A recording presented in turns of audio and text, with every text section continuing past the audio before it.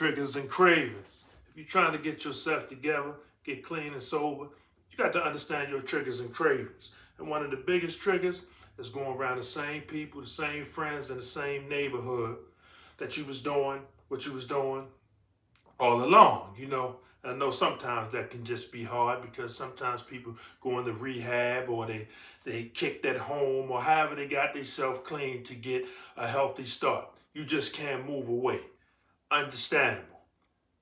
But they got an old saying, if you keep going around the barbershop, you'll get a haircut, So you can't hang with the same old friends who's doing what you've been doing, You got to, I wouldn't say isolate yourself, but in a way I would. You got to isolate yourself and you got to get away from them old things that's going to spark you right back up and put you right back in the same boat you was in, and had you down that downward spiral and down that road that you ain't want to be down, Some people can move away out of state, out of the county, out of the city, you got to avoid arguments and whatever is your trigger, you know what I mean? To make you go pick up, drink, or whatever the case may be, But you got to identify that, you know what I mean? Because you got to be taking it one day at a time, and that's the only way you're going to stay abstinent and clean and sober if you know what triggers you,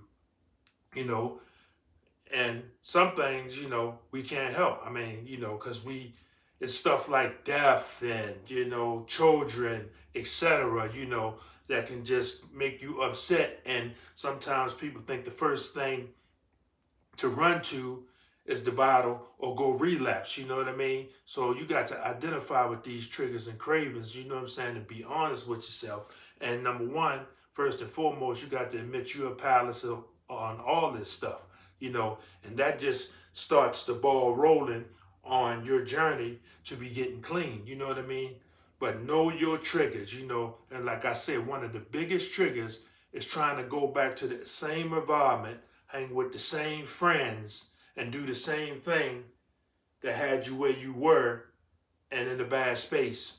And that will lead you right back to where you were, So trigger and cravings and, will help you identify and get you where you need to be, But the first step is acknowledging, and like I say, talk to people like me or your local NA, AA, or whatever the case may be. But identify your triggers and cravings, you know what I'm saying?